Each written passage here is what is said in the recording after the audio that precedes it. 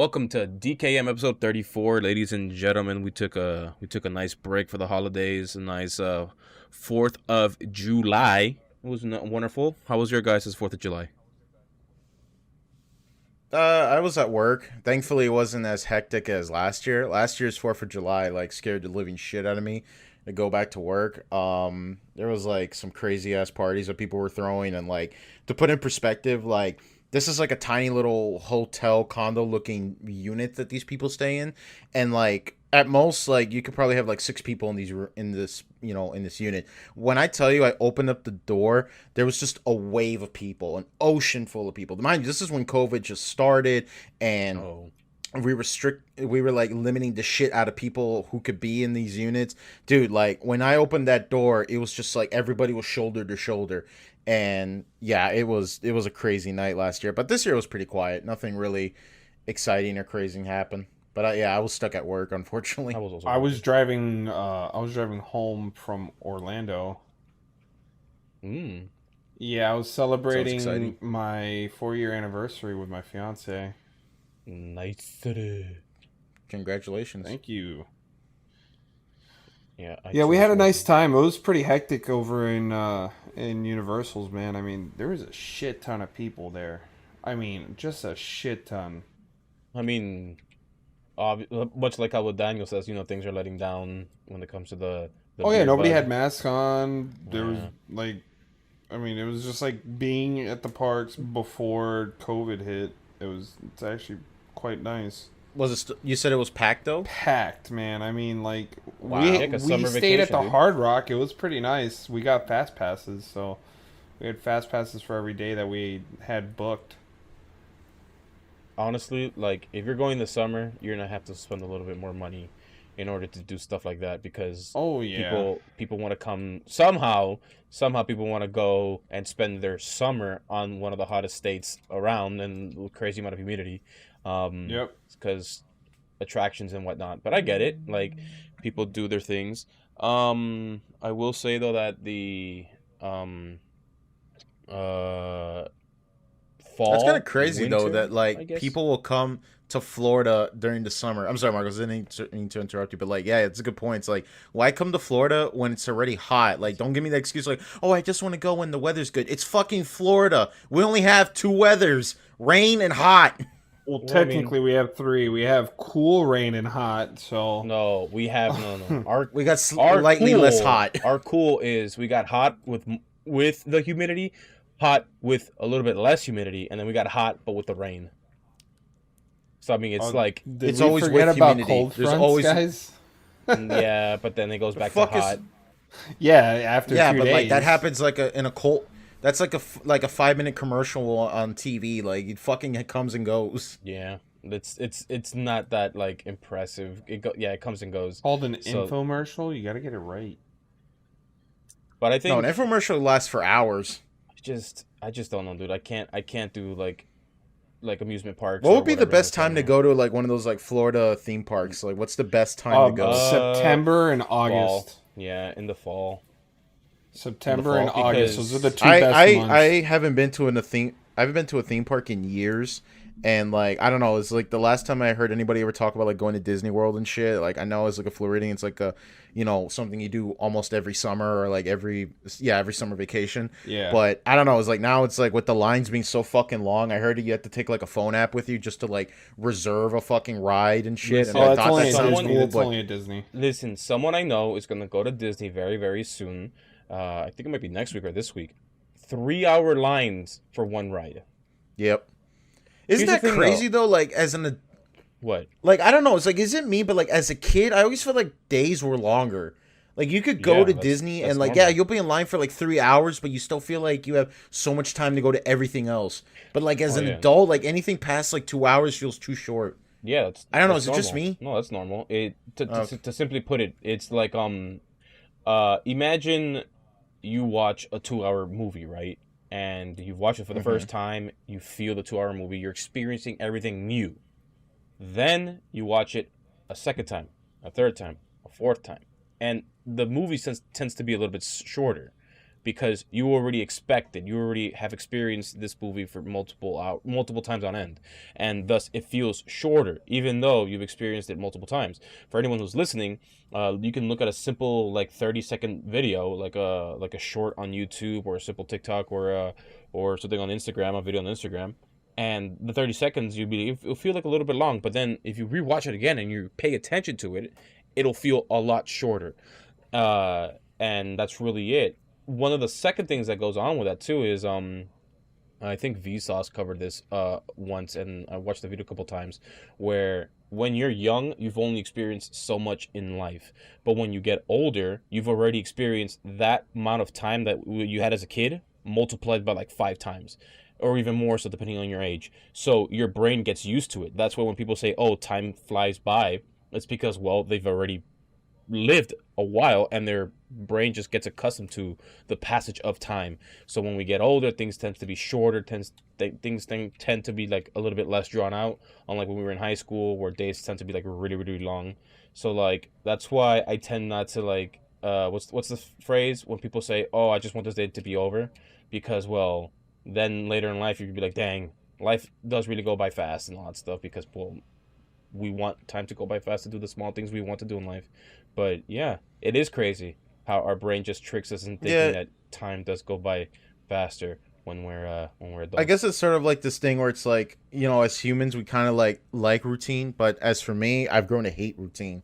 Like, I know that there's a certain safety and comfort knowing that something X thing is always going to happen at Y time. But at some point, I just get really bitter about it. Like, I hate repetitiveness. I hate living my life doing the same thing over and over and over again. And, you know, you got to find something just even slightly different. Like, just do something slightly different every day. Because that's what I want to do. I want to live my life slightly every day to make it memorable, you know. But I feel like for the last 2 years or so, it feels like that. Where it's like, man, like a year flies by. Like we're already 7 months and a half into 2021 already, and I'm just like, man, what the fuck? Mm-hmm. And then we keep doing, and then it's like what Squidward says, like we do this until we're 50 and then we die or something. I don't know. We do it for like 30 years and then we die. I don't know what number he used, but something along those lines. Yeah, but I don't know. That's my thing. My goal is to be like, I want to be able to live my life in a way that every day I could do something different, and because I am so. Maybe because I don't know. Maybe because like I don't like being a grown up, and I don't like the idea of like I've been working at the same job. I've been working it for over working for the rest of 2 years, and like I'm just because to me, ever since as a teenager, I've been used to like switching jobs like almost either half a year or a year. Like it's like ingrained in me to be like, okay, this was fun and all, but I have to go find another job or I got to do something else. Mm-hmm. Yeah, but the fact that I've been here for more than 2 years, it feels like, man, I am stuck. You know what I'm saying? Yep. I've never had that issue, mainly because I quite enjoy the career path I took. But then again, like there's always new things happening. There's always new things happening at that career path. But if you just want to do new things all the time, then I guess that's something that is, I guess that's a privilege for those who have the time and money to do so nowadays. Because well, it is what it is with that. But other than that, like. I guess just... Well, I mean, I would argue, like since, like, you brought up the point, like, with your career path, like, with your career path, you could do something different every day. But if you're just, like, a factory worker and all you got to do is push a button and screw in a bolt, like, that's going to get monotonous, like, really fucking quick, you know? I get it. I get it. But I think a lot of people have this issue, and I take this to heart, and I get both... Like, I think maybe both of you will get a little bit of a pushback on this, but Arnold Schwarzenegger said, I think, I don't know when he said it, but it was about going to the gym and lifting weights. But he says, you do have time. Everyone has time. About, hey, like that one thing you tend to do, like when you get home, you just chill and do nothing. And when someone asks you, hey... Joe Rogan says something similar like that. Yeah, he also said something similar about, like, what do you mean you have no time? Of course you have time. You're just giving yourself an excuse to say, I don't have time. All that time you spend just on your phone doing nothing or on your computer doing nothing and just to relax. That's time you're wasting. You do have time to go out and work out, which I'll tell you right now, every time I go to the gym, time goes by like really slow for me because I'm focusing on my sets, I'm focusing on my reps, I'm making sure my form's proper. But even he said, everyone's who's in that, I guess, fitness mindset and bettering yourself mindset in that way always talk about that there is time. You just don't want to make the time. And I guess Yeah. going back into like what you said about your fear, about your hatred, the that you abhor being in this repetitive cycle, a lot of people go through that, and it sucks. But I mean, people like the path of least resistance, much like electricity, right? People just tend to go to what's easiest and what's automatic. Like I'm pretty sure, like I know how to farm. I know the ideas of farming and when to what was it? What's the word called? Reaping. When it comes time to harvest, just because one Yeah. day I got interested and I wanted to look it up. A lot of people don't know this, but like, who is going to know this if we don't live in a homestead? So I think just learning just new information and all that stuff helps. Like things go by slower, but that's the problem with us. We love playing video games. We love playing just random things with our boys. So like things do end up getting repetitive, but we just end up playing it with the people we love, people we enjoy. So it's sort of like a double-edged sword, you know. Yeah, it's really frustrating because it's like I want to like find another job and I want to go quit and I want to do this and that. But the hard thing is that you get like that sense of fear is like, oh, but what if like Yeah, the new what job if you doesn't work can't out or find the this new like that. job, or if you don't like the new job, Yeah. or like there's always that, You get screwed over at your new job. yeah, there's always that question in the back of your head. Yeah, it's one of those things, and that's why I always admire stories of people just said, I took that leap of faith. I tossed everything aside, and it paid off in the end. But not everybody could say that though. And some people, when they fall really hard, and it's really hard for them to recover. You know, it's not even just like a pride thing or anything. It's not like oh, my pride is hurt, and I have to go back to work at my shitty job with my shitty boss. But some people like toss that all to the side, and they're like, oh man, like I'm gonna succeed no matter what. And it's that's sort of something I appreciate. And that's why like with people, these young entrepreneurs and things like that, say you gotta like attack when you're young, because when you're young you don't got that much responsibilities, or better yet, don't take as much responsibilities. I was actually And they talking always about use the word responsibilities, not energy. That's true. Yeah, because it's understandable. If you're 40 and you got like a family to feed and things like that, it's a little bit more difficult to tell your wife like, "Hey, honey, I'm gonna quit my Fortune 500 company so I could go ahead and become a writer." It's like it's a little bit more difficult. It's like, well, you're not just only taking care of yourself at that point. You got your wife, your kids, your other things going on in the background. But if you're like in your 20s and you're still living with your parents and you're going to school and shit, might as well start planting that seeds of entrepreneurism and then later figure out where you want to go from there. That's true. And that's what I'm saying, like with you, Marcos, that like, you could be a fucking, like, I was having a conversation with someone about that. Is like, I used to admire like celebrities and musicians, how it's like every day they wake up, they could do something different. But that's the trade-off. Like, yeah, they do something different every day, but what time do they have to themselves, or they could just, relax and stuff? I always assume like, man, they pay all this money for all these different houses, but then you realize, well, they have to travel everywhere. Some days they got to go to this place and that place. They got to stay here. They got to stay there. And not often do they just say, oh, I'm just going to chill after a tour, because after a tour they might be at home, but then they'll be like, all right, but by tomorrow I need you to come here to take a photo shoot or things like that. Like, it's a fun career path, but there's a lot more things you got to do. But when I separate like working at a factory job versus working as a celebrity or as a musician or whatever, you at least are working towards something you like. You know what I'm saying? Mm-hmm.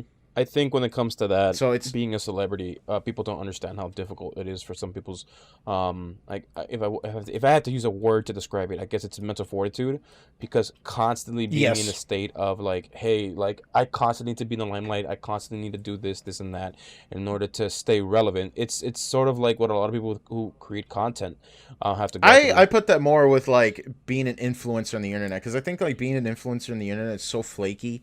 But like if you hit the mainstream, you know what I'm talking about, like being on TV and music and things like that, Mm-hmm. I think you're safe for the most part, unless you're bombing like really hard career wise. But internet stardom is super fleeting. Like, if it's one thing I learned about like watching all these like downfall documentaries of so many YouTubers, is that like internet fame is super fleeting. It is very, very fleeting. One minute you're at the top of the world, top dog, making top dollar and everything like that, and then you are incredibly irrelevant by like 2 years time, maybe even less, assuming you're not even like remotely controversial. You could just be doing the same thing over and over and over again that worked up to that point, but at some point something happens, either the algorithm screwed you over, times have changed, or XYZ thing happens, or and or even the worst part, false accusations. That too. No, that's what I'm saying. Like, let's just assume you're no controversies whatsoever. Yeah, okay. Let's just assume you died a slow, irrelevant death. Like, it's just one of those things where it's like, that's why I'm not that surprised anymore when so many internet celebrities try to hit the mainstream because it's more security and more guaranteed. You know what I'm saying? That's true. And why I think a lot of people just stop doing it because it makes sense. Because at the end of the day, you're depending on some stupid algorithm or XYZ thing in order to like determine your success. And I can imagine it could be frustrating, you know? I think it also comes to the idea that once you're in the public limelight and you become a public citizen, it's really hard to go back. And yeah, but then again, these people have their own struggles that we as private people don't have to like worry about. But it is what it is, you know. Yeah. Yep. All right. So aside from that philosophical take of mankind, Marcos, they announced something. Was it what you wanted? Oh yeah. So during our break, I've been waiting for this moment. yeah, during our break, Waiting for this moment. we Nintendo released something, and a little bit after its direct. Not sure why they did so late. Well, they announced it. But they announced. That's pretty cool, right? They announced something called the Switch OLED. If those who don't know what an OLED screen is, to simply put it, it makes colors more colorful and darker shades a lot more darker. Well, it makes it. It does a lot more than that, but it's simply put it. You just look back at the PS Vita, the original one. Yeah, that screen was That actually was- surprisingly really good. The Yeah. original one was an OLED versus the LCD screen. But then they when they got the slim model. So I guess it was to save money on the price on the system It because I was. figured that was like the only problem. Which that's pretty funny because And it an wasn't extra- the only problem. and the extra hour of battery life too. That was the other thing that they did. I guess the trade off was worth it. So when it comes to this Nintendo, when it comes to their marketing question mark, I guess, people have had a lot of issues with the Switch, primarily the Joy-Con drifting. Very, very, very big thing since its start. A lot of people had that pixel issues, which Nintendo fixed. Once the Switch came out, a lot of people had a whole bunch of issues when it came to online and UI stuff when it comes to the Switch menu or in the video game, which Nintendo's fixed. But Joy-Con drifting, they don't care. Oh yeah, they still have the original Joy-Cons even with the new one. That's right. So even with this new Yep. OLED Switch, all right, because they didn't want to do a Switch Pro or whatever, they just wanted to come out with a new thing. Like, cool, we get a bigger screen. Cool, it's an OLED screen. Cool, it's It has the better ultra audio? wide kickstand. It has the ultra wide right, kickstand, right. and it has 64 gigs of memory instead of the 32. I think. That's Right, so it. like- That's all that's different is the screen, the storage, and the Nintendo kickstand. Nintendo has the audacity to say Charge to make a $50 more. not only for all that, but they also made a wired LAN port, a marketing Built-in. a marketing thing. Like, hey, you should also get the Switch because it comes with a But they freaking got rid of a a port. 3.0 USB port. Listen, I know a lot of A LAN places. port. Look, they just have a LAN port. They're marketing this thing because they know that their Switch, the original Switch, was so dang flawed that people needed to yeah. buy an adapter in order to get comparable, like just like good internet speed on their Switch. Because if not, you're just running it on Wi-Fi. That's pathetic. That they think like, hey, cool, here's a port, have fun at it. And guess what? The same shills that defend like all the other like smaller people who create things on the Switch or on the Nintendo platform, like people who make fan games, and like we all remember the Save Melee thing, right? Where where Nintendo was going against Melee, the amount of things that Nintendo's done to stop like third party fans, mind you, this is just fans creating on their own dime a nice innovative game in order to show appreciation to the series and saying, hey, I'm gonna release this thing because I feel like the community would grow with this stuff because this is my idea. I'm willing to work my butt off to do this. And Nintendo just comes in and goes, hey, you know what? Nah, ain't gonna happen, Chief. And Yep. these same people who end up who are going up against Nintendo, next thing you know, they go, wait, Nintendo did what now? They dropped who now? So like with the whole free Melee thing, like everyone was going crazy with free melee. Everyone was going like super like, what's the word? They were very adamant on their support or their support for the people who were getting screwed over by Nintendo, and they were really like being anti-Nintendo. But guess what? A couple days later, when the peak of the whole free melee thing happened, they announced Sephiroth for as a DLC character for Super Smash Bros. Ultimate, and everyone seemed to have forgotten that Nintendo did all this nonsense.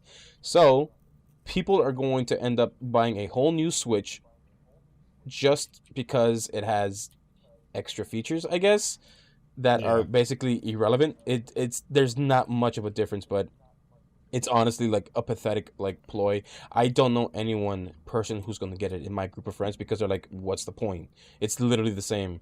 Like the only reason I would think of getting it, like when it comes to friends, is because of the if I'm constantly gonna be on the go. But that's the thing. Most of my friends don't play it on the go. They play it on the TV screen. So they're like, yeah, it's not a good move on Nintendo. But I don't know. I don't think it's gonna hit well for a lot of people. I don't know about you guys. If you guys are gonna get it, No, I'm not. I'm gonna not. Get it. I don't see the purpose. I mean, my Switch has been in its dock forever, and like, yeah, I might occasionally play it on the like on the couch or on the bed or something like that. But for the most part, nah. I had zero expectations for a Switch Pro. I highly doubt Nintendo was ever gonna make a Switch Pro. They never made a Pro model. Okay, before we get into that, I mean, as far as like the new 3DS and DSi goes, yeah, I guess you can make the exception, but that's like a rare case scenario, and they're like it's super specific. Mm-hmm. Yeah. I thought the OLED thing was like, okay, it's a slightly higher refresh, but it is not worth the money. But yeah, I thought what was really hilarious was just the drawback of everyone, because for months and months, and we talked about this even on the show, where it's like I keep saying like, oh, there's gonna be a Switch Pro, there's gonna be a Switch Pro. I'm like, guys, like, remember, this is Nintendo we're talking about. These guys have never been super on like, you know, The bleeding graphic edge. particles. They don't want to render Link's ass hair individually with RTX graphics. Well, They don't give a fuck about At the that very sort of shit. least, they could have just done DLSS. I mean, come on, they're paired no, up. dude. With Like NVIDIA. people were complaining that like, oh, but the Switch OLED is not even 4K, and it's like, what the fuck do you want a 4K resolution on a monitor that tiny? Like, what the fuck? I just don't get it. Like, it's just like, am I crazy or something? Like, do people seriously think that, like, oh yeah, they gotta make the Switch Pro? Listen, I said this time and time again, and Scott the Waz has said this too. Was like, listen, if a game is able to be played on Switch and they know for a fact it's gonna sell well, they're gonna put it somehow, no matter what. I don't know what dark magic they're gonna use, but they're gonna somehow do it. And we've seen this time and time again. Are there cases where games will not be getting released on Switch? Yeah, the Call of Duty games aren't gonna get released on Switch, but Call of Duty games never sell well on Nintendo platforms, so I'm not that fucking surprised. Yeah. But if a game, if these people in these companies are thinking like, okay, this is the player base, this is how we know on Twitter that everyone wants to buy these games, can we do it? Fuck it, we're gonna do it. I don't care if the game runs at like 160p, like, it's gonna fucking happen. So I never bought into it. I never got into remotely into this idea that there ever was gonna be a Switch Pro. But yeah, I don't know. It's just funny to me when people say, oh, I'm disappointed. I mean, like, yeah, I guess it could have been a little bit better, but like, why bother making the Switch better when it's already selling fucking well, you know? I don't think anybody's holding out being like, you know what, I'm gonna wait when they release the 4K Switch, then I'll buy it. The fuck, no. You know what's super ironic though? It'll never come out. That's the only sad part. It will never happen. You know, It's not gonna happen. the ironic part about all of it is mainly the same people who end up being anti-Nintendo because Nintendo's very anti-third party or anti like people wanting to do their own thing with Nintendo products, because like, hey, yeah, we understand that this game is like 20 years old, but guess what? You're not allowed to do anything about it because it's our property. Yeah, sure, we're not releasing anything new with this property, but you know, screw you. We're not gonna. We don't care. It's still our property. Maybe you have something in the future. Oh, what's that? You're selling? What's that? You have ROM sites? Oh, suing you to your grandkids will have to pay. Yeah, That- even did you even though we're not releasing any sort of what do you call it, N64 support on the Switch or Alternative, anything. yeah. Like, yeah, like I think the Wii Shop had it at one point, but that's it. That's really it. But like, Wait, talking about like the virtual console? Yeah, the Like, virtual yeah, console. it had everything. Yeah, but that's it. Yeah. Like, there's nothing on the Switch, like at all, No, except there isn't, and that's like mm, the main complaint. It's just like, all right, guys, like you're shutting down all these ROM sites. You know, like we're just playing your games that you're not making it accessible to us anymore. It's not like if I buy fucking Contra on the NES, is not gonna go to any Konami or Nintendo. It's gonna go to the fucking guy who sold me the cartridge. But you know, that's the thing though. It's that like unless the companies are like, hey, people want to play our old games, let's re-release them, make a profit out of it. Yep. If you don't do it, people are just gonna do it some other way. that's true. Yeah. That's true. But I'm all for look. I'm a fair guy. Like it's like I think Mario 64 with like that custom Windows executable with all the possible mods and shit and making it widescreen and 60 FPS is fucking dope. But I still bought 3D All Stars because I was like, well, I'm gonna buy it because Nintendo sold it to me and I'm gonna support it. But it's just like that's the rare exception though.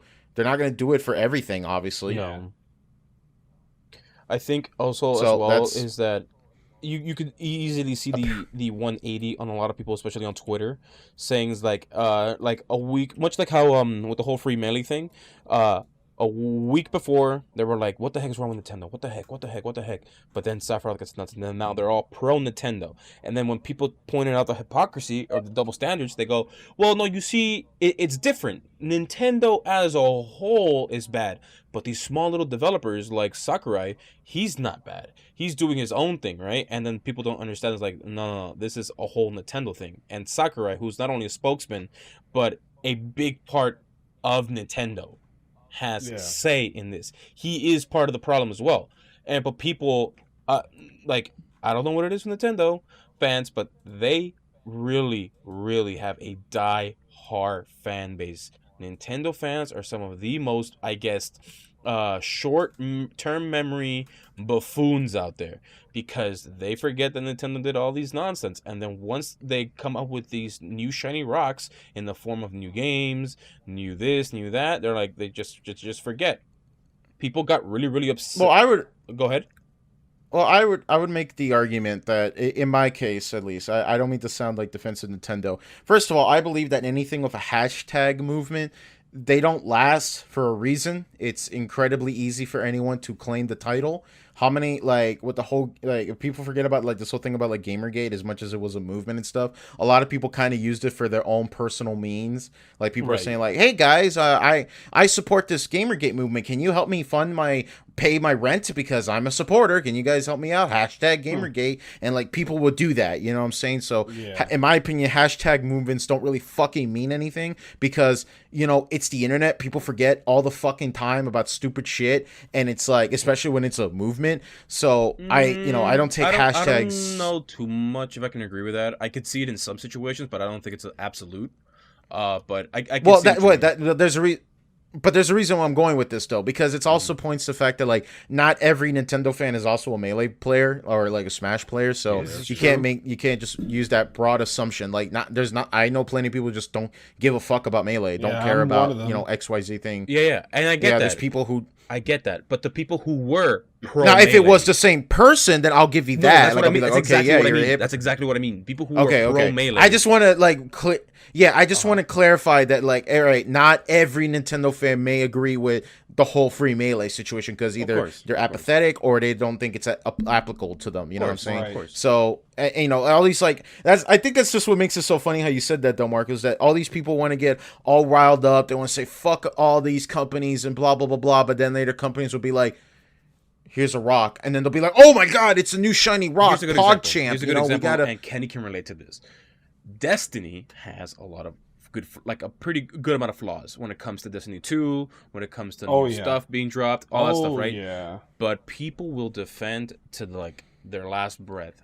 They're diehard Destiny 2 fans that will continue saying that, hey, it's still the best game out there. when it comes to How many? Yeah, Wait, hold this up. is How many true. people actually still play Destiny 2? Like, I'm legitimately A curious. lot of like, people still is it play still a lot of people. A lot of people still people play still it. play it? Okay, Yeah. I just want to. I want to understand, like, how did Destiny die with the player base, or did it just die out of like support? That's what I was just wondering. No, it's dwindling down, much like with a lot of things, because Destiny tends up to be like a little bit more repetitive. I know Kenny might know, like some of his friends are like, just like I'll wait until like there's new content, I guess, because it feels like I already got like a lot of the Yeah, like it's usually good how I am. stuff.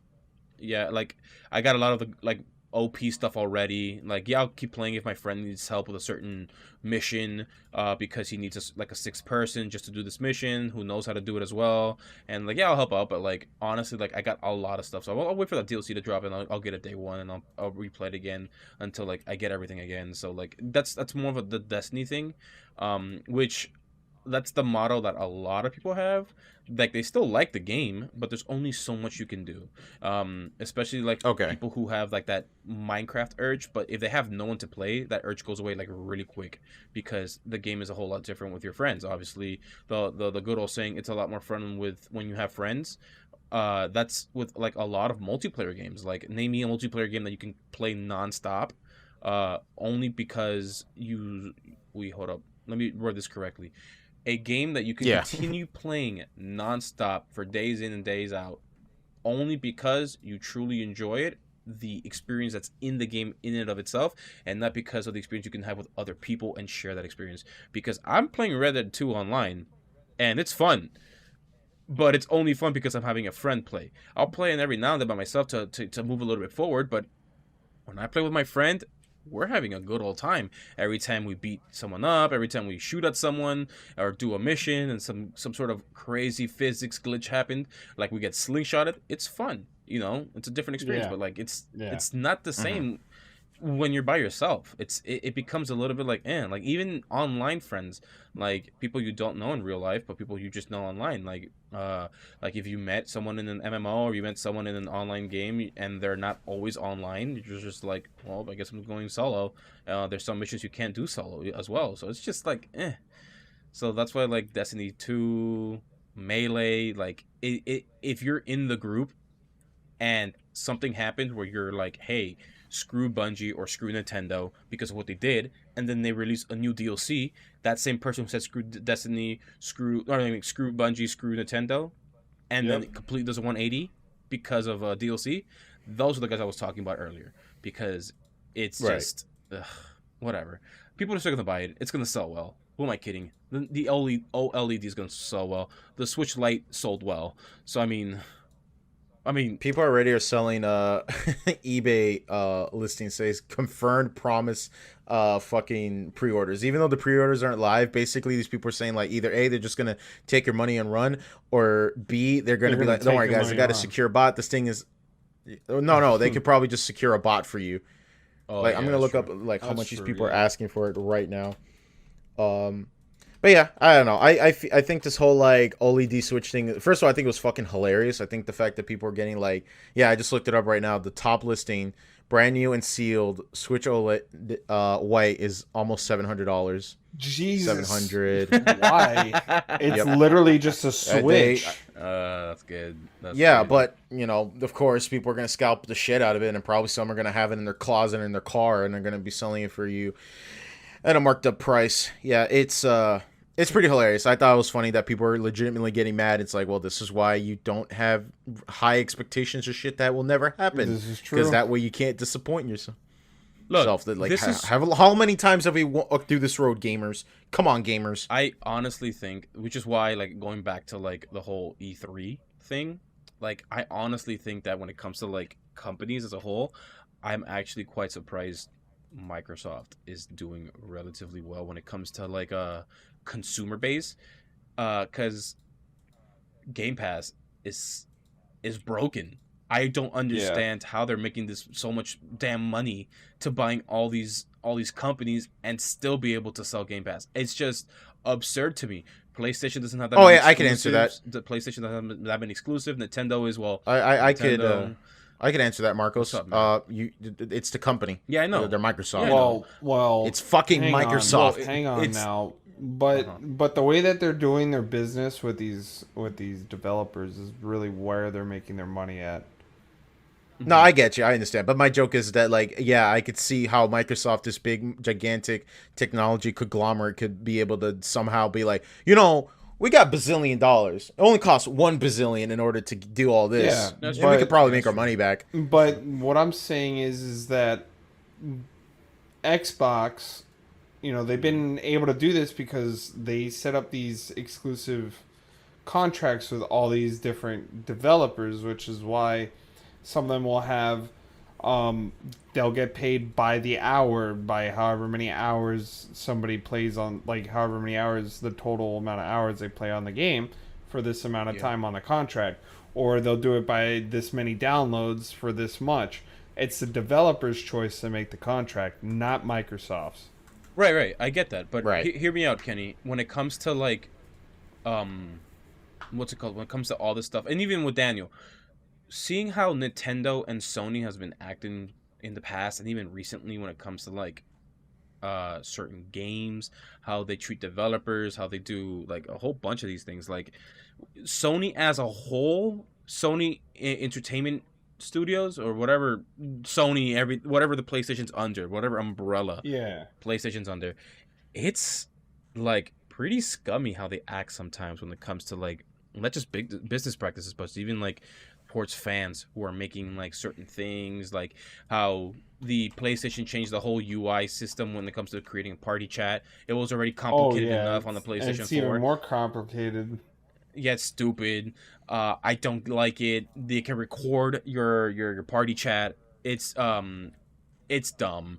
It's honestly really dumb. I don't understand why they do it, but I mean, people are still gonna get PlayStations. People are still gonna. Speaking about Sony, actually, Mhm. I hate to shift the topic real quick, but this is something I thought was hilarious. Yeah, Sony has this really weird priorities on what is considered needed to be censored. Apparently, they censored the shit out of the new Doki Doki Literature Club re-release. Like, they just straight up censored it. They got rid of the blood. They replaced it with, like, black tar Yeah. for some reason. And, like, I thought the Devil May Cry 5 thing was a little bit kind of like, all right, really? We're going to do the whole lens flare thing? What do you? But What that's happened? sort of weird. It's That would be perfect. basically in Devil May Cry, Uh-huh. yeah, there's a scene where Nero, I think he's holding like a naked lady, and like obviously her cheeks are covering her vagina and shit, so they don't really show it. But for Sony, they kind of got cold feet and they put like this obnoxious lens flare into the game, so it like covers her, like kind of like they do in Kill la Kill. Yeah. But yeah, it's really weird. Like Sony, apparently the thing that I heard is that Sony wants to censor like any game that's an anime because a game, at least they make the argument that like an anime game can be at least marketable to children, which is really funny because they also made like The Last of Us and and those games get a little bit graphic too. But yeah, like I just find that funny. Like I'll post a Graphic. comparison. It gets sexual, dude. Yeah, that's what I mean. That's what I mean. Like they straight Yeah. up show up nudity and things like that. But it's funny to me that like, oh, we have to censor anime games because in case the children play it, In you know, case like the that's an weebs example play right it there. And need A their good freaking example- waifu pillow. Well, here's the thing, though. Like, Yeah, like it's when it comes to like The Last of Us, it's obviously rated M, and if there's a kid going to it, then I mean, like that's a concern of not the platform. It's more of the parent who has to make this decision. But when it comes to like games that are anime like, of course they're cartoon based, so people are gonna get mad. but they're saying still rated anime- M though. Anime, yeah, no, I get it. But people are gonna get mad at me saying, "Oh, anime isn't cartoon. It's cartoons, you idiot. It's just Japanese cartoons. It's fucking It's- animation. it's Just the eat a same dick. thing. Shut up. Cartoons is Johnny Bravo's an anime. there you go. But people don't like the idea that hey, like sure, it looks like it's a cartoon, and sure it can be geared towards it being a kids game because of how colorful it is, how light it is, because without context someone would say, hey, that looks like a kid friendly game, or because you see all these optimistic, But it literally says rated M for mature. Right. On it. without context. I mean, usually when you Right. anything animated, cartoon like without context, it's just fine. If I gave you like I don't know, a random someone's persona, right, Mhm. who's just out there on the internet and they're a rather NSFW persona. Without context, you would just think it's just someone who likes identifying as this thing, and it seems innocent enough. But people who know about the whole persona thing and how deep the rabbit hole can go, very very important word, can go. People understand that community of people who have that tend not to be PG. So I get what people were talking about, like with companies saying, "Hey, we want to make this a little bit more like kid friendly," which is laughable. But I mean, companies are trying to make that money. Kids marketing to kids really really works, and it worked on us when we were children. It worked with the children nowadays. It is what it is. It sucks, but oh well. Capitalism. I'm trying to right? think of a game that I'm trying to think of a game that did something like that to me, where it's like you buy it and you think it's like this like innocent product, but then later gets like horribly demented. Like obviously, I can think of Doki Doki Literature Club, but honestly though, like if you knew the twist like going into it, it's nowhere near as interesting because it's kind of a slow burn. But you know, it's still a pretty damn good scare if you ask me. Like the whole fact that like you're right, I'm just gonna delete characters. It's only gonna be me, and you have to delete characters in the files in order to continue the game and shit like that. I'm really curious to know how they handle that with like the Switch and shit. Oh my god, what if like I don't know how this new re-release does it on consoles, but what if it like fucks with the UI and starts like sending you like messages into the messaging app? Like there's like in the game itself, it'll connect to the Oh, I was about PlayStation to say, Network, rip, and then there like is no messaging app on the Switch.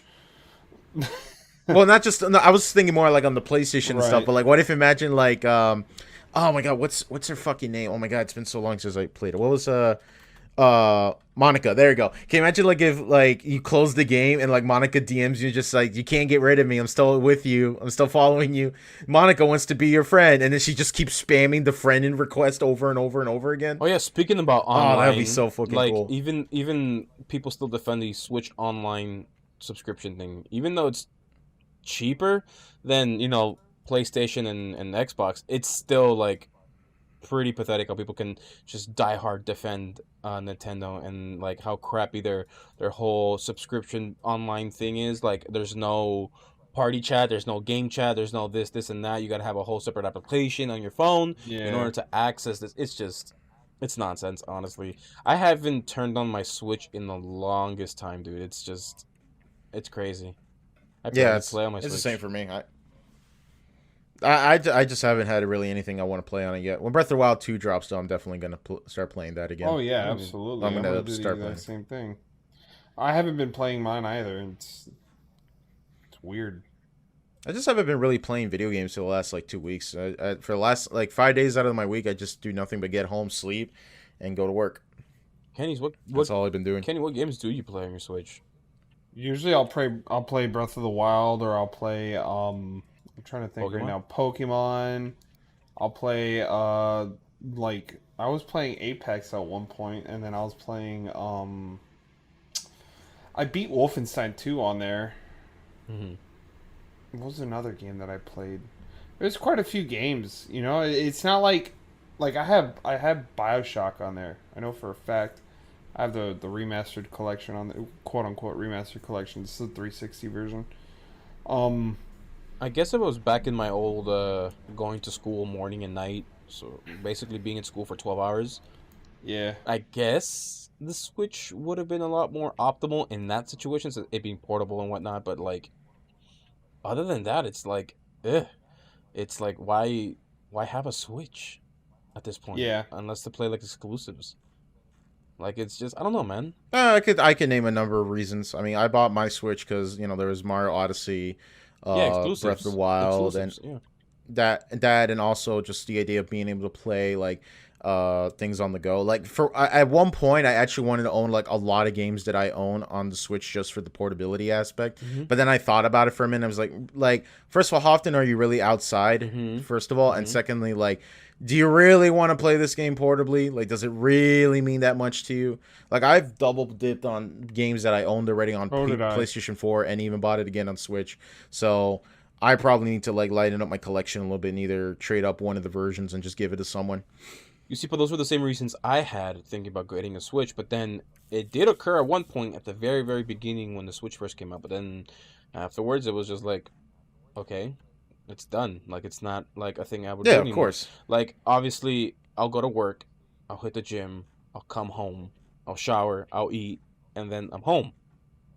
If the game is not exclusive to the Switch, I'll just play it somewhere else. But like even Switch exclusives don't call out to me.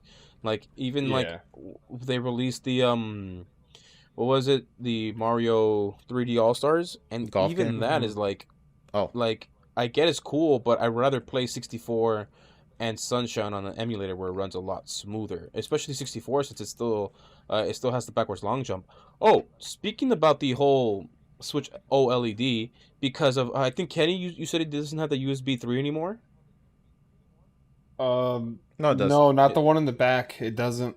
no, okay, It so does. yeah, it shouldn't actually. So when it comes to the competitive scene, when it comes to like Splatoon, when it comes to obviously Smash, people are not going to use this new Switch because you get rid of a USB port in the back, and a lot of these places use a lot of these ports, USB ports. So I don't think the new Switch is going to be a thing for the competitive Well, scene. it's gonna work with the GameCube adapter. If that's what you're asking, it's No, gonna no, no. work with But it. It's just not gonna right, probably have Rumble. I get that. I get that. But there's less USB ports in total. And in these competitive scenes, they use every single port on every single setup. So now you're For taking what? different things for Like the only thing I could think of is the GameCube adapter. Like, what else do you need the GameCube other ports adapter. for? If you have a Pro controller, you can connect to it the wired ones, right? There's that. And if there's a switch they're using if they're capturing no, actually, no, they don't need that. But all I know is because No. I can ask my brother about this a little bit more. But Yeah. they legit use all the ports on the original Switch dock. So this new dock is going to like, why is anyone going to use wired LAN in a tournament where you're playing on the same TV, like in person? You don't need a wired port. You're basically getting a white dock. That sure it looks cool, but practicality speak in practical terms, I should say, it's like why? So that's what I mean by like I don't think the Switch is the Switch. The new Switch is gonna sell, but like not to Yeah. the people that like I know. Right. Like, but the only thing I can see forward to when it comes to like new things being released is just I think now since the this whole world crisis is dying down, uh, people are ramping up their production and stock things. Hopefully, with the PlayStation 5 and graphics cards and the Xbox Series X, uh, uh, things get back into the same old thing where things are no longer sold out and scalping will be less of a thing when it comes to like consoles. But like, who am I Oh, kidding? it's already calmed down for the consoles. We're just Oh, waiting yeah? on GPUs now. I mean, you can pick up an Xbox Series X for like $600 now on the used market, brand new. And Used then market, brand new. But that's Wait, still what? but still marked up though. Yeah, I you said know Yeah, it's- that's the point. Yeah. it's still marked up, but it's not like as high as it used to be, where it was $1,000. But still marked up though. Yeah, I wouldn't buy it. How much I paid for my PlayStation 5? I bought it for 500 yeah, that's how much I paid for at mine. Best Buy. Yeah, like that's the point. We're not that's It's- still a markup though. It's still funny that you said used market, new. Well, because it's Yeah, the secondhand market. That doesn't Yeah, I get it. it's just like it's just like buying a gun from the black market, No fucking questions asked, Billy. Just shut the fuck up. Here you Yeah, go. it's Here's some brand new. $20. Shut Go buy the a hell soda up. pop. Go park my car. Don't ask about the bag in the back. Don't fucking ask questions, Billy. Shut the fuck up. People ask questions, lose their kneecaps. Exactly. You don't want to lose your kneecaps now, Billy, right? You just got that soda pop.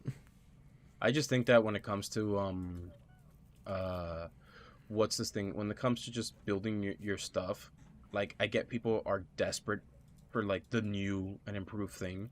I mean, you can look at iPhones or yeah, particularly iPhones. People just got their phone, right? It was just released day one, their iPhones, and people wait long ass lines. And personally, Yep.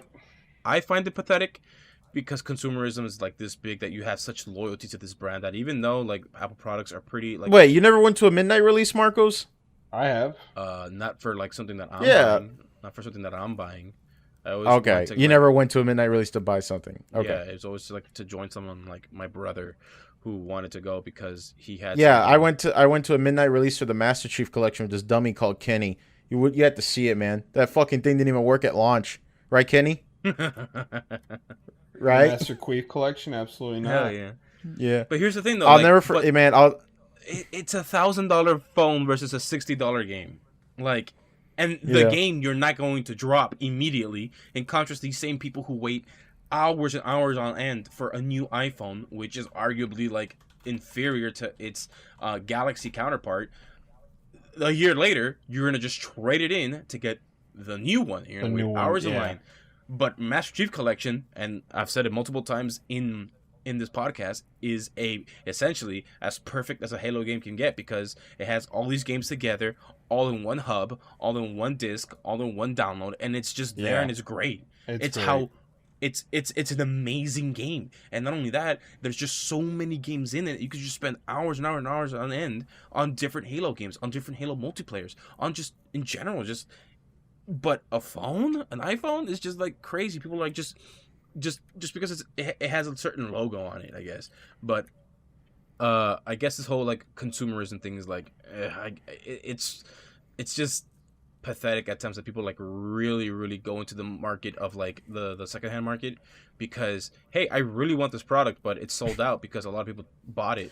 Guess I'll just pay an extra 50 to 100% more of what it's worth because I really want this. And like, what's Yeah. wrong with what you have already? What it should, in all honesty, though, what it should be is you should look at it more as like these companies have failed to, or these storefronts and these. Well, I don't really blame the stores, but no, I also blame the stores. But you should really look at these like scalping situations, not as okay, this product is so good because everyone is buying them out and selling out. They should be looking like the companies have failed to fill out the demand, the supply equal to the demand that people want, because obviously these products are going to sell out. Yeah. So why the fuck didn't they like think this through and be like, hey, maybe we should make more product if people are gonna buy them out? I mean, like, it's not like you can't like get like a gauge of people saying like, how many people are really gonna buy the new iPhone? Probably two. Probably two people are gonna buy the new iPhone. No, you fucking idiot! Make as many as you can because you know for sure these things are gonna sell out by either bots or people scalping the shit out of them. Here's the thing, though, because there's product. What's the word? There's product loyalty or brand loyalty. People will go to Apple because it's an Apple. People will go to this company. People will go to an Apple company. because they're hungry. I mean, I'm more of an orange guy myself. I usually eat it because it's a snack, not because I'm hungry, but more because I'm in the mood for fruit, not because I'm hungry. I go for other things. Pregnant. That's what it is. You know, I will say though that like, it's I guess this is going back around to like brand loyalty with Nintendo. Like, Nintendo has the ability to just like really take over the market when it comes to like innovative ways of just like doing like their games and consoles. Like the console being portable and able to just dock it whenever you can. It's great. It's great on paper. It's just business practices. Granted, I'm not in their corporate offices. I don't know what's going on in there. I don't know the inner machinations of Nintendo, and I get it. But it's just, I don't know, man. I guess growing up, maybe a little bit more pessimistic, more realistic, I guess. But seeing people going crazy for the new stuff, seeing people going crazy for something that is new just because it's new or new and improved, like, I'm fine chilling in with my 2004 SUV because I fixed it up. I don't need a new one. It gets me to point A to B, and I spent a lot of time and money on this, and I'm gonna love this car until it goes out. Maybe I'll get a new car, but I don't think I will because I don't want to pay monthly fees for a new car. I just find that like annoying. I'd rather just fix up my own car, and just the only monthly fees I gotta pay is insurance. But like other than that, like people are like really obsessive like driving new cars as well.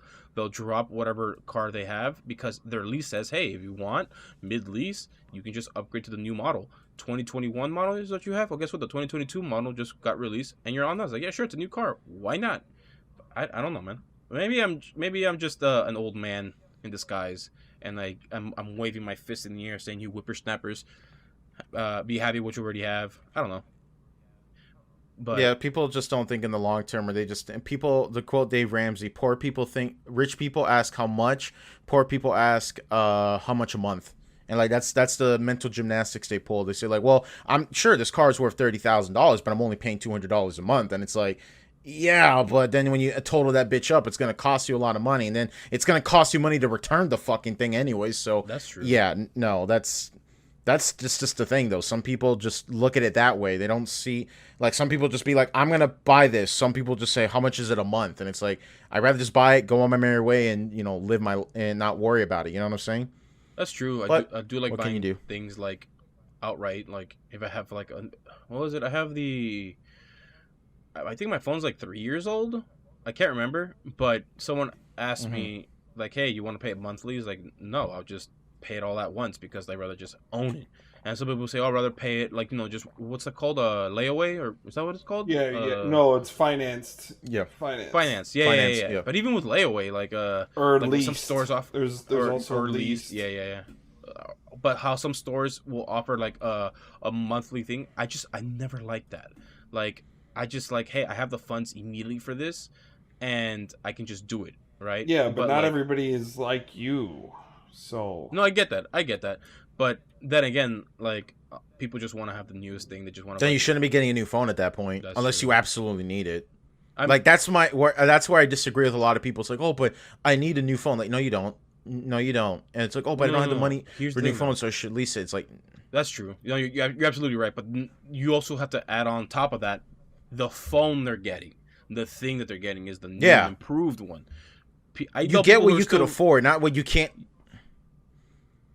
Yeah, like I was just talking about that with my sister. She just got a new iPhone, and I told her that like, yeah, when I traded in my Galaxy 9 Plus for the S21 Plus, I didn't get the Ultra because I just didn't see the reason. I was like, well, how much is the difference? Like, what's an extra $200? Like, fuck it, I'm just gonna get the Plus. I don't need a better fucking camera. Like, what is that gonna do for me? That's true. But I know people who still have I know one person who has an iPhone 5 and they're loving it. Another person who has an iPhone 7. No, these two people have the next two people have the iPhone 7 and they're fine. They love it. Their only complaint is the battery, which they don't really care because they don't use their phones that much, but like they're just fine with it. And I think that's cool to have, but like a mentality to have. But like I don't know, man. I just feel like when it comes to like brand loyalty, especially like with Nintendo fans, that they'll just go die hard, even if like if freaking what's his name, if the Doug Bowser comes out and poops on their face and says, "Hey, this is new Nintendo content," they'll just eat it right up because it's Nintendo. Why not? yeah, Which is why like Yeah, capitalism is great. right. Which I guess I never thought I see myself leaning more towards Microsoft in this console generation, because I just don't know what else like Nintendo and Sony have to offer, at least ethically speaking. I'll say time and time again, like I thought it was pretty cool that Microsoft released like controllers for those who are physically handicapped, who don't have the dexterity or the proper parts in order to hold the controller. I just thought the word you used was funny. It's like, oh, if these people lack the game skill, like we could make a controller for them. Well, I mean, like, yeah, I guess, like, hey, I know what you mean. Yeah, I just think dexterity was just a funny term. I just thought that was just funny. Well, I mean, no, dexterity is a good term because, like, even like if let's just say you just got electrocuted, right, and you spent I know. many years of recovery, you'll never your reaction time is off. not just reaction. I get it. Your finger dexterity, depending on how you got electrocuted, Yeah, you won't yeah, be able to bend your fingers the same way. You won't be able to press buttons and quick. Yeah, so it's kind of it sucks, but some kids really want to play video games. And I thought it was pretty cool, but then also the pessimistic side of me goes like, hey, here's a market that no one's touching. These kids that are people who want to play video games but they can't because they lost a hand or two. So like, let's go into it. But then So Microsoft looked in and they're like, guys, how do you get these crippled kids to buy Game Pass? Very carefully. I got it. Make a controller. so yeah, that's the pessimistic side of me coming. We got it. That's an untapped market we got there, guys. And This is a well we got to drain. Untapped market for people who can't tap. Dang, this sucks. Why are we laughing at this? Oh, yeah, because it's funny. We're horrible people, Marcos. Like that's just our MO. Actually, you know what? I just remembered something interesting. Have you guys played Ghost of Tsushima yet? I played a little bit, but like I didn't get into it because my friend's like, "Hey, you want to play Warzone?" And I'm like, "Hell yeah, I want to play Warzone with the boys." All right. Okay. Well, I just remembered this right now. Well, Kenny, have you played Ghost of Tsushima or I you haven't? haven't yet. Okay. Well, they're re-releasing the game as a Oh director's my yeah. cut, and it's going to god! include. Oh, Freaking yeah. talk about Yeah. So anti-consumer. yeah. Okay. Oh my god. Yeah. I figured that this will be out. All right. All right. For those who don't know, let's be fair though. Let me be 100% correct, because you know what I'm gonna love though. I love, as a PC gamer, how now we have all these like upgrade costs and things like that, and it's like really confusing. I thought the Spider-Man thing was like just the fucking tip of the iceberg, but it's only gonna get more confusing. So let me look up exactly the pricing. So make sure that I'm correct. I don't want to be incorrectly labeled here. All right, let me see if I can find exactly the cost. That's what I'm trying to find out here. Okay, here we go. As you know, Ghost of Tsushima came out, I believe, in 2020, right? Yes, yes. And it was my game of the year. I loved the hell out of this amazing. game. This game was it was a game that I was like, okay, this is another big budget Sony open world exclusive game that is going to get talked about and shown off a couple times, but I didn't think much of it. But thankfully, Sony did the smart thing where they're just like, hey, can we like stop announcing games and not just show them and not like release them? So they kind of like petered down a little bit, but man, when the game finally came out, I loved the hell out of this game, right? So Ghost of Tsushima came out on the PlayStation 4 in 2020, obviously right before the PlayStation 5, and it was great. It ran like, not gonna lie, it ran like garbage even on my PS4 Pro. I thought it would run a little bit better with the better frame rate option, but it just basically went from like 20 frames to 30. Yeah, I guess I could give it credit, but still. I could say I feel like that's how Horizon Zero Dawn plays on the PS5. Well, yeah. So the game came out, and the cool thing about the PlayStation 5 was that if you played Ghost of Tsushima on the PS4, instantly ran at 60 FPS. Like the first thing I did when I first got my PlayStation 5 was hook it up to the TV, played in 4K, and played Ghost of Tsushima. And seeing that game, considering like how timing focused that game was, it's always surprised me that it didn't inherently have a 60 FPS mode. But you know, whatever. Better late than never. So, recently, Sony has announced that Ghost of Tsushima is getting a director's cut for the PlayStation 5 and PlayStation 4. So, that's interesting. Yeah. It is getting a director's cut for both platforms, but here's where things get confusing.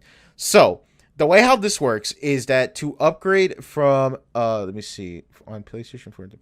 Okay, so the way how this is going to work is that you pay essentially, I think, $20 to $30 to upgrade your PS4 version, which is the one I have, to the PlayStation 5 version, plus the Director's Cut content. If you want to upgrade the Director's Cut on the PS4 to the Director's Cut on PS5, it's going to cost you $10. And you could upgrade directly from the let me see, from the original Ghost. Okay, so essentially, if you have Ghost of Tsushima on PlayStation 4 to PS5 Ghost of Tsushima Director's Cut, it's going to cost you $30. That's including the Director's Cut content. If you have the Director's Cut on PS4 to PlayStation 5 Director's Cut, it's $10. Mm-hmm. Yeah, it's a little bit confusing, but essentially that's sort of the thing. So let me ask you guys this. What do you think about the sort of idea of reselling a title on a higher quality, on a higher next generation system, but you have to pay extra for the content? Now, granted, you could still play Ghost of Tsushima PS4 on your PlayStation just fine. Like, obviously, though, that they're not trying to market this as like the solution to backwards compatibility. This is like, hey, if you bought the game on PlayStation 4 and you want to get the PlayStation 5 upgrades, mainly for the lip syncing, because goddamn it, that was like the one thing that bothered the shit out of me, because I played the game in Japanese, but the lip sync was clearly made with the English dub in mind, and it looks really weird. But I always chalked it up as like, oh, it's a reference to like old samurai films from like the 50s and shit. Stop. Yeah, I know. I was giving them the benefit of the doubt. You guys, there's a Kurosawa mode. It's in black and white and super difficult. But yeah. So how do you guys feel about that? How do you feel? So you usually when I see director's cut, it's like new and improved, all the DLC connected, but the DLC's already free. And literally, they're just giving you the experience for an extra $10 if you already own the game. which Wait, hold up. Wait. There- Let me clarify something real Go quick, though. ahead. To be fair, though, there was a comment that someone made that I kind of agree with. A lot of people were really mad about this. People were saying that like Microsoft did it better with smart They delivery, did. blah blah blah blah. But yeah. to be fair, though, if I could play, devil's advocate for a minute there, boy. Ghost of Tsushima did release as a $60 single player focused open world game, Okay. right? But they did release a multiplayer component completely for free. Right. No extra cost Right. whatsoever. So- So at least I could give them the benefit and say that, all right, if it's an extra chapter and it's actually really good extra content, I might go for it. My only gripe is, though, obviously, because it's not going to be like the director's Danny. cut upgrade is going to go on sale, Danny, you paid for the game, correct? Oh boy. Yes. Okay, if you had it on Xbox, it'd be upgraded for free. No questions, no Assuming that hassle. Ghost of Tsushima came out on Xbox. Literally, the director's cut, all you're paying for is for your controller to vibrate differently.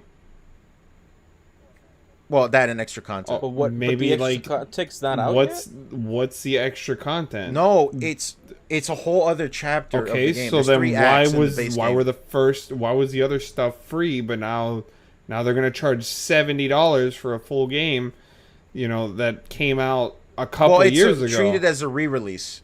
It's treated as a re-release. Okay, well, I've seen re-releases that were re-released at $40, or re-released at $60, or re-released at $50 instead of $70. Well, remember, I'm more focused on talking about the upgrade path. That's what I'm talking about more.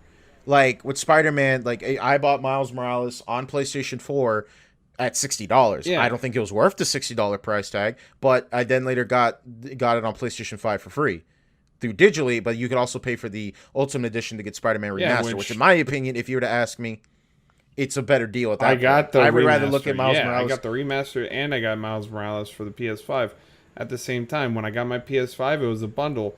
So I got what was it? I got Miles Morales Ultimate Launch Edition, and it came with the PS5 version of Spider-Man 2018 or 2016 or whenever it came out.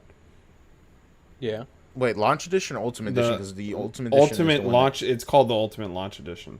Yeah. Yeah, okay. I just want to make sure because there's but yeah, so I don't know. I'm interested. I love the shit out of Ghost of Tsushima. It was easily my game of the year last year. It was so good. So good. But yeah, it's kind of getting a little bit confusing, especially with the fact that this director's cut is also coming out on PlayStation 4. So I only could hope that this content is well worth it. I mean, you're going to a whole other island right now, and it has monkeys in it. Monkey. So that's neat. Monkey, but I don't know. I'm very iffy on this. I have yet to touch the multiplayer, which bothers the shit out of me because I heard it's really good, but I haven't found anybody to play it Yeah, with. it's pretty good. So I'm holding out for that. But yeah, so what do you guys think about this whole Look, thing? Like, If they're going to be releasing more content like that, and it's going to be a matter of just like time, and it's going to be one chapter at a time, well, basically creating a no, it's a full chapter. Right. Let me I get clarify that, this. I get that. Okay. But Okay. if they're sort of making it like a pseudo live service, and by pseudo I mean like they're releasing Oh fuck a no. chapter at a time, and mind you, Ghost of Tsushima, amazing game, incredible story, incredible gameplay, good mechanics, even though the FPS, Good graphics, good gameplay. even though the FPS sort of mess with sort of the mechanics because timing is very important. It is really off, yeah. It that moment where you're supposed to like run into the guy and then you press triangle as soon as he like pulls out his sword. I can't tell you how many times like on the PlayStation 4, like I'll time it as best as possible, but the frame will hitch for like a split second and I always get hit first and it drove me fucking bonkers. But yeah, definitely like playing the game at 60 FPS is I am looking forward to replaying that game with that better frame rate in mind. Right. So I just think that if it's going to be like that, I'm pretty sure people can wait on the new chapter. Honestly, like the game is already fulfilling enough, and so is the multiplayer, the free multiplayer that they added, where they added new missions for free. Why they didn't do this with the new content, who knows? Probably because the multiplayer was already in development, and they just couldn't release it in time, so they just chopped it up and said, "Hey, we're just going to release it for free because it was meant to be part of the game originally." but this new stuff is like an actual true first DLC of the game because it's new content that was never meant to be part of the original game. That's just my theory, but I think it's all right to put a price point at that end, but making it confusing, much like what EA did with like all the sports games, all their what was it, next gen console upgrades and whatnot. It's kind of funny to me, but at the same time, I'm just like, listen, if you're really into Ghost of Tsushima and you're still playing it to this day, even though those who originally started playing it are like really big hard fans, diehard fans, and they just want to replay it because they got tired of playing Sekiro and they just want another Japanese style, um, what's the word, Souls like gameplay where it's just like that. Then I guess these are the people who are mostly going to benefit. But someone like me, and pretty sure like Kenny too, like we can wait on that. We can wait on the this expansion because it's at the end of the day, Oh even though yeah. it's like $10 extra, which is cool, right? If you already own the game, Yeah, it's beyond not the going game. to add so much that it's going to like unless like the It's not chapter. gonna alter like what story is already there. You know, it's not like you're really missing out on much. It's just a chapter to a game. You can always watch it on YouTube. Unless well, that's an argument for every game. Like, why buy any game if you can just watch all the gameplay online?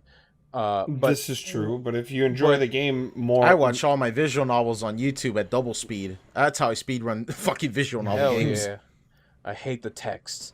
But one thing I will say though is that like unless it gives you like a really like fat cliffhanger at the end where you're like, oh my gosh, what is happening?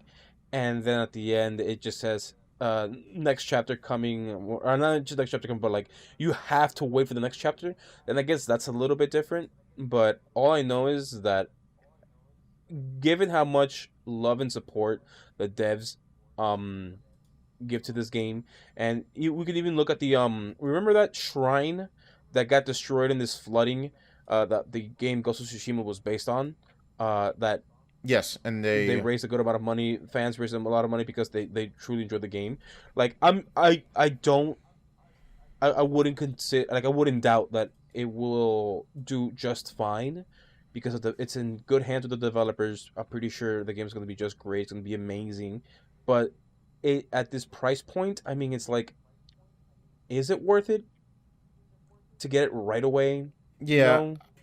I guess I could give you the benefit and say like, well, the good thing, the fact that it is getting a physical re-release is that it could still go on sale. So what you could probably do is just wait it to drop to $20 for a physical copy, and you could just buy it that Right. way. So if I don't buy the game like immediately, I'll just wait for it to go on sale and be like, hey, box PlayStation 5 copy of Ghost of Tsushima Director's Cut is $20. It's cheaper than getting the upgrade, so fuck it, I'll just do it, and then I'll give my PS4 disc to someone else or I don't know.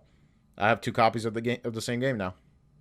Right. So I'm glad that they're still developing this game. Obviously, there's a lot of games that started off bad and then ended up being good because the development team, the dev team, really put their heart and soul into it, to really fixing it, to really making sure that it works, and that's cool. I'm all for it. I just really, really, really want the best for Ghost of Tsushima. I just don't think right now how they made it a little bit confusing with the price point, with the price tag. I just think that right now I can do just fine without it, you know? I can do just fine without the what do you call it? Without the DLC. But that's all I gotta say. It's an amazing game. I'm sure the DLC is gonna be great. Um, I hope they also add multiplayer DLC content. But other than that, I'm chilling.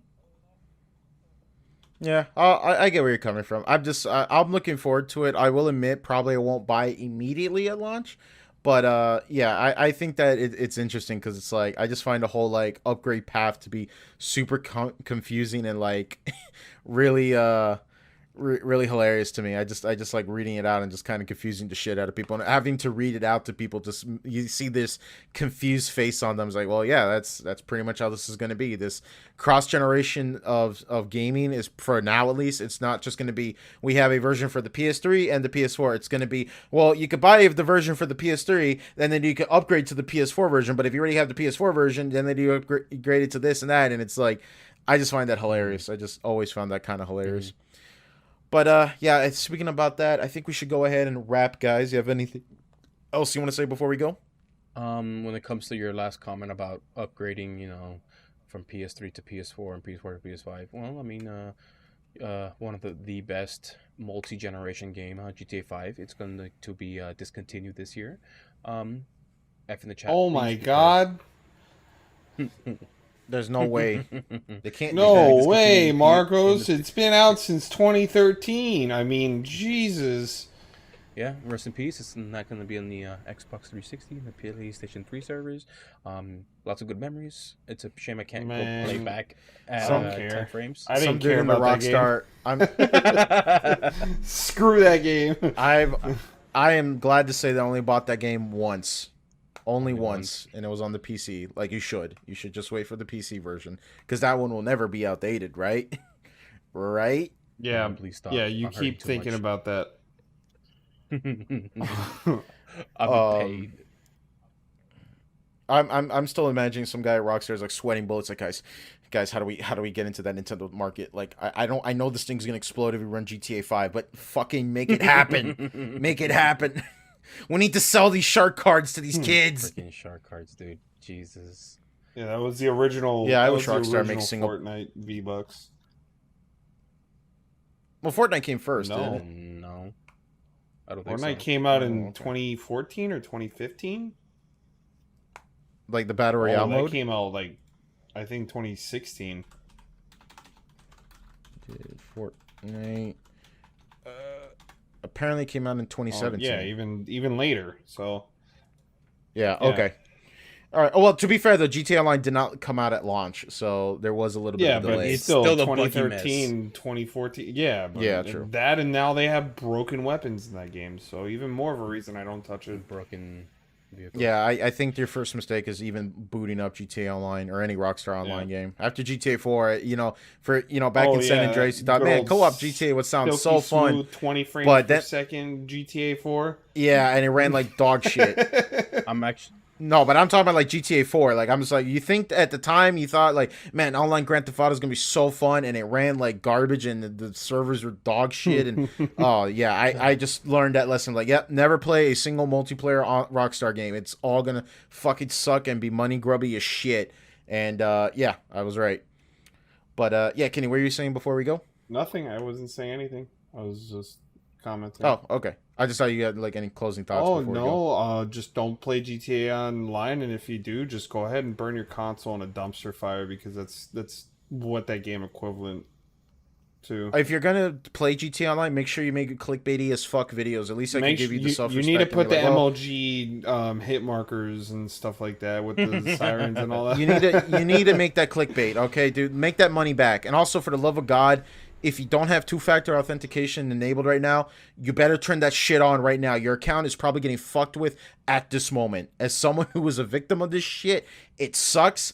Please do it, because Rockstar security fucking sucks.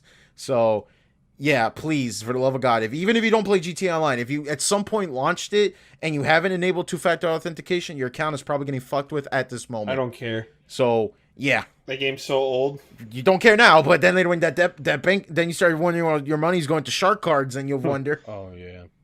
Well, much like with Destiny 2, But GTA 5's loading screens, I can make a full course meal, and then I'll still be in the loading Yep. screen.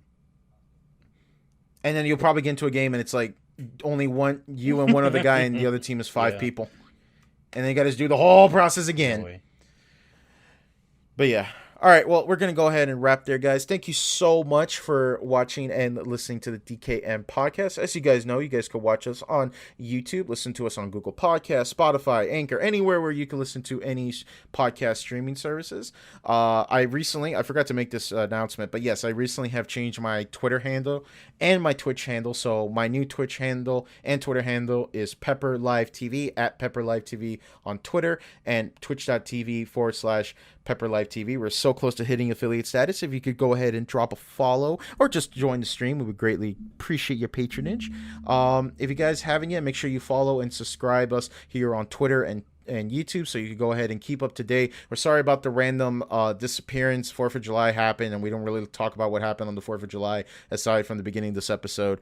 But we're gonna get back into the swing of things, and we appreciate you guys staying tuned and still listening to us, even if our inconsistent upload schedules do happen. But with that, I think we're gonna go ahead and wrap it up, folks.